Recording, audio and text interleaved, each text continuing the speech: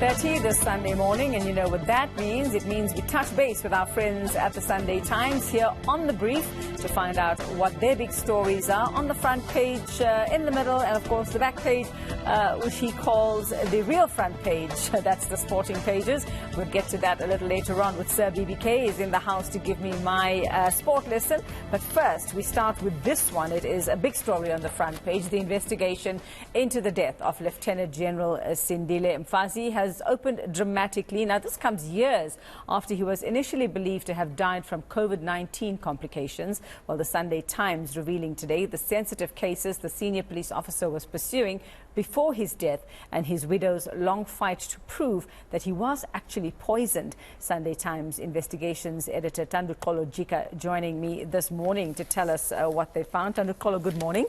Here we are again, another front page story by you, and this one is indeed chilling. I mean, there's a plan to take my life. That was an entry in Mfazi's diary. Let's talk about this. It's not news that this is now being dealt with as a murder investigation. Absolutely. But what led to that? What has happened? And you are in possession of some exclusive information as to how this has happened. Yeah. So what we've got, Yuveka, it's detailed accounts in terms of the pocketbook and the diary of General Mfazi, where he details a number of cases, sensitive cases, that he was pursuing in the police, which would include the fallout of the Phala Phala case, where he was in fact investigating allegations that a secret fund services account was being used, funds from there were being used to do a covert operation to try and find the people who had burgled the Phala Phala home. Wow. But out of most importance is the entry by the general in December that you would see there in his handwriting, yes, December 2020, where he actually states that he got a call from a person who said, an unknown person from the anti-gang unit, who was saying that his life was in danger. It is unclear if it's all these cases that he was pursuing, or also the case of Lieutenant General Shalkinia, who was murdered in Cape Town. He was also looking into that. Wow. Okay, I mean, the fact that you mentioned Phala Phala as well leads me to think this could have severe implications for many top people. I mean, I don't want to put anything out there that might, it might be a bit premature, but definitely, because we were wondering who would have wanted him dead, who would have stood to benefit or have a cover up.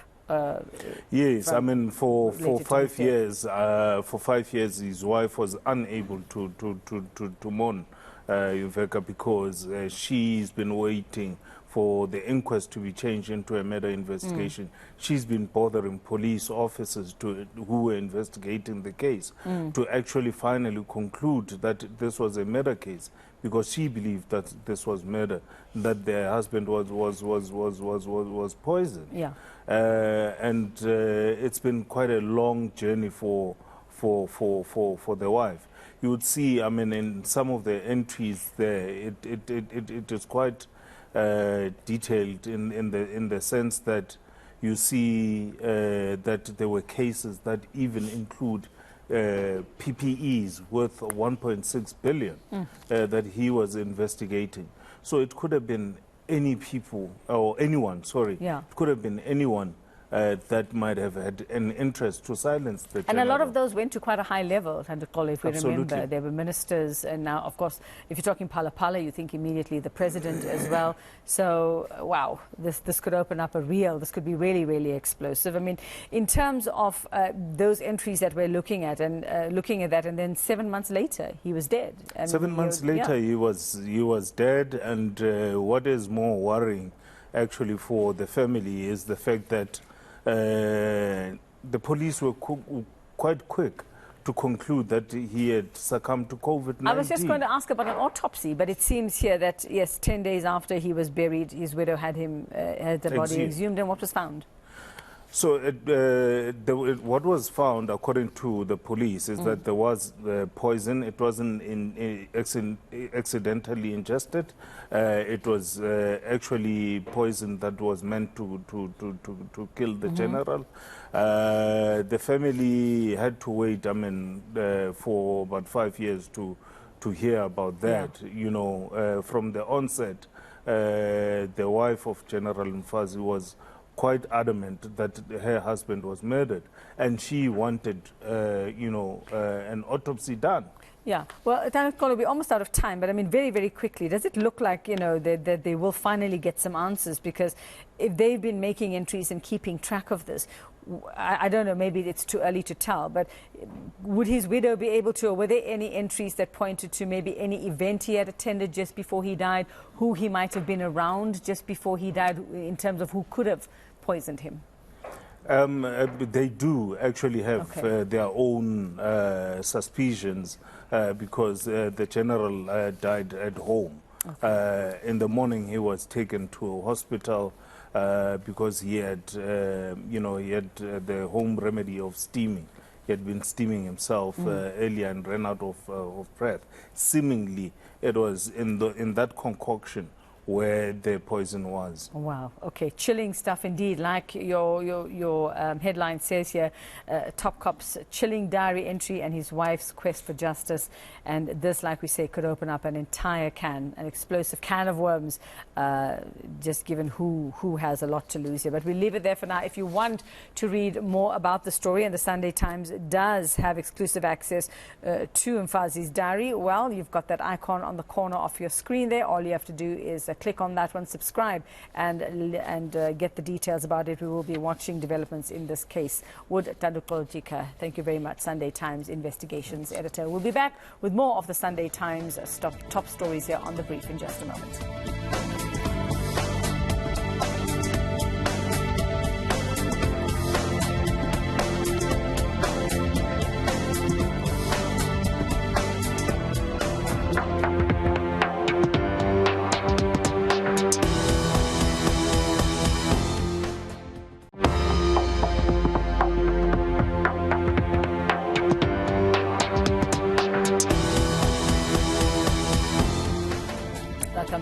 To The Brief here, where we talk about what's making big news here in the Sunday Times. And acting editor Mike Suluma joining us now to discuss two of their leading stories this morning. The first being DA leader Geordin Hill-Lewis trying to steady the party after the Resolve PR lobbying controversy, telling former leader John Steenhuisen to focus on his government role. And then the other story we'll be chatting about, the public protector lays bare serious food safety failures in Gauteng's informal sector following the deaths of at least 23 children. You remember that case over the past 2 years after they'd bought snacks from spaza shops. But first, let's start with the DA. Mike, good morning. Hi, welcome back. Hi. Well, thank you, and thanks for having us again. Well, it seems not all is not well in the DA, as it hasn't been for a long time. Yeah. And now we're particularly focusing there on the PR issue, the PR controversy. That's Tony Leon's PR company. What's happened? What's going on with Geordin Hill-Lewis and Steenhuisen? It seems like that friendship might be coming to a speedy end, or it has already come to a speedy end. Well, let's say it's hit a very, very rough patch as a consequence of that controversy. Remember the origin of this is that once Geordin Hill-Lewis became leader of the party, he decided to reshuffle his nominees to the national cabinet, and one of the casualties was John Steenhuisen, and they shipped him off to public enterprises. Now, following that, he then went off and gave a public interview, Steenhuisen, accusing Tony Leon of improperly using his old party networks to lobby for clients and for his own business, and that caused the whole brouhaha in the party. But because Steenhuisen the wasn't DA the only one to say things. There were former members as well, there are other people who also said had that. Similar stories. But what you are seeing, off the back of that, is that Hill-Lewis is now trying to put his stamp on the party and to steady the party and to basically to try to keep all the wrangling and fights indoors, so that they don't go, they don't have to deal with a public nightmare like the PR nightmare. How damaging has that been to the friendship? Yeah. And the party. It's at two levels. In terms of the relationship between Hill-Lewis and Steenhuisen. I mean, he does talk about it in the story. He does. That he feels that he's got nothing to be sorry about. He feels that he did the right thing. He took the right decision in the interests of the party, and he realizes that he says that he realizes that it would have somehow eroded the friendship. Because remember, in the beginning they were known to be very close. Yes. And that's why they avoided going against each other. In the leadership contest, and so the fallout from the resolve thing has really damaged that relationship. So he's saying that he's got no regrets, but he's hoping that they can make amends, going forward. But that is it is one issue. Yeah. But as you were saying earlier, for the party itself, that scandal actually put the party in waters that it had never been before, Yes. where it had to defend itself, against allegations of possible impropriety. Things that it had criticized government and other parties of doing. And that's, how has he responded to the whole, Tony Leon's PR company issue? What has Geordin Hill-Lewis had to say about it? Because he's got to do a lot of damage control there, because we're talking again about favors, tenders, going to in the likes of Herman Mashaba, who was a member and mayor at the time, and saying, listen, let's put this in that direction, that kind of thing. So it's serious. No. They said that they're looking into it as a party. But remember, people like Mashaba have also gone to the public protector. So even if they deal with the issue internally, it will not be like the end of the of the story, because the issue is already at the public protector, to be looked into as to the veracity of the allegations. Well, it does seem like he is quite optimistic when it comes to his relationship with Steenhuisen. Just to quote what you're saying here, he says it's going to take some time for John and me to find each other, but I have a lot of affection for him. I always have. 100%. I 100% support him in doing a great job. So I suppose it's a little bit of a weak, I don't know, it seems a bit weak to me, because you've already done it. And remember, we spoke about the baby-faced Geordin Hill-Lewis, and there came out the clause after that. We spoke about that a few weeks ago, didn't we? But what he is doing there, Youth, is that he is, remember, when you are a leader of a political party like this, of that size, there are many constituencies, and you try to bring everyone along. You try not to make too many enemies in the party. So it would be in his interests actually to have one less enemy in the party, than to have more. Are we to expect more? So just to manage those relationships, Like, are we to expect more around resolve and more details to come out? Because I mean, John Steenhuisen was pretty upset to say the stuff and reveal what he revealed as well. That former members have as well. It's unlikely that John Steenhuisen will be raising this thing in public again. Highly unlikely, especially after the conversation that he's had now with the party leader. But as I was saying, it is not the end of the story. For one thing, the matter is now sitting with the public protector. So we'll wait and see what the public protector does with that and what the findings will be and once the investigation has happened. And speaking of the public protector, very busy as well, and that is the whole issue of spaza's your headline is spaza's fronting exposed in food safety probe. So it was looking into the deaths of children in Gauteng, but we had deaths in quite a few other places around the country as well, and saying that unfortunately there was no, they couldn't get any tangible evidence that there were poisonous substances. But we spoke to a toxicologist on this on South African Morning yesterday, saying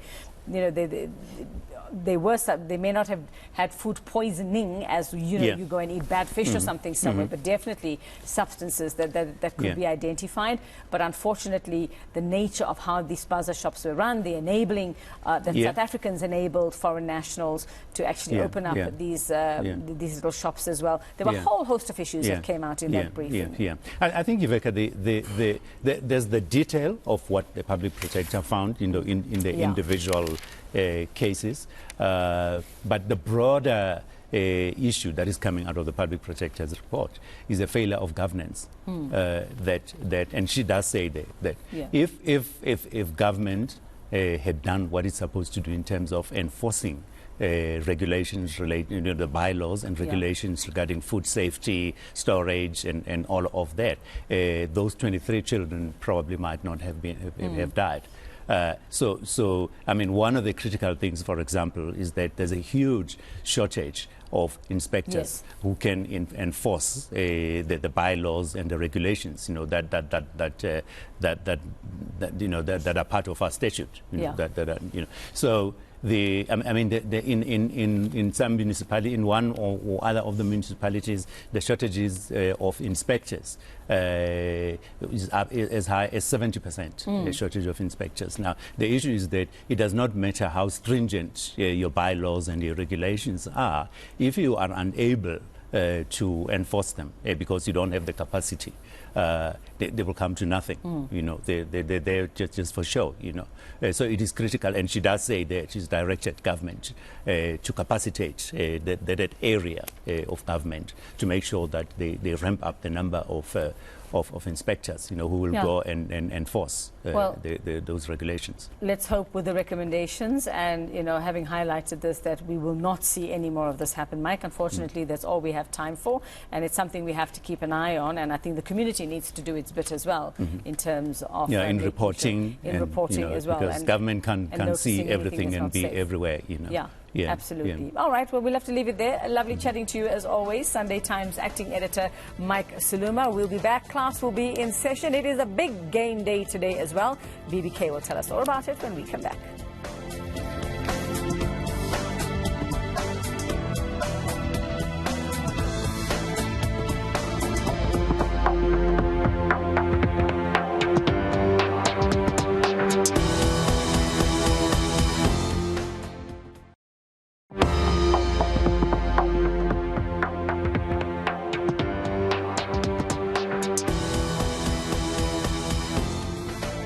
Back to the brief, and class is in again. BBK is back, bringing us up to date with the goings-on in the world of sport. We'll start first with that big match that is happening today. Messi, Yamal royalty. Good morning, sir.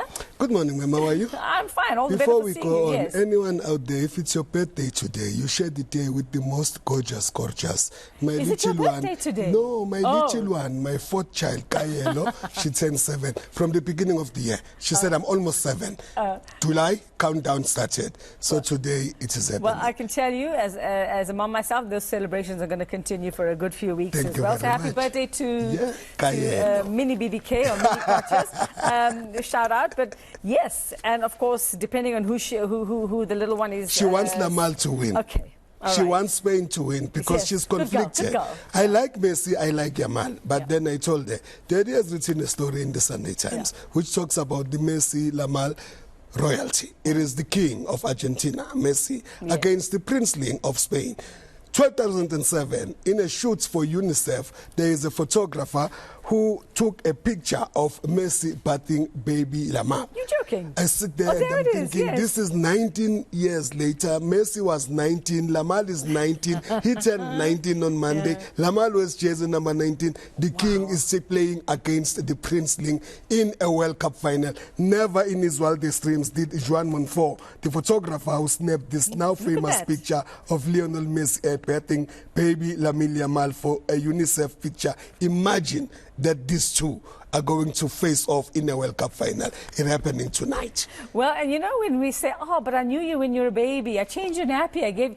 Messi can say that. That's definitely the story. That's an amazing one. Before we even move on, did you watch last night? No, I have to be up at 3 o'clock in the morning. It felt like I was watching a tennis match. In the end, it was game, set, match. England 6-4. France were sleeping in the first round. England enjoying some French fries. And then France wake up. It looked like they were looking for some wood. And then they were fire coming back. Shame. Mbappe making sure he gets 2 goals to now get at the top.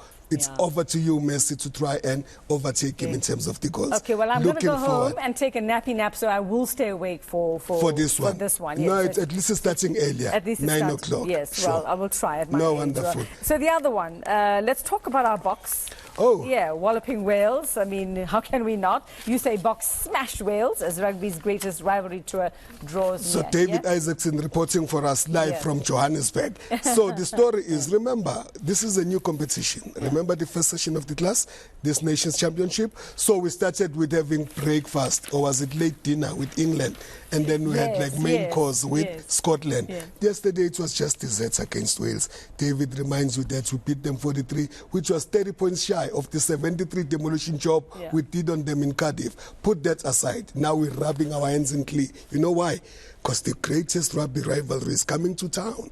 The All Blacks are coming in September. So we're going to see. Arch nemesis. We're going to see the Boks are doing it. And there's also a happy story. I think I heard you talk about it earlier.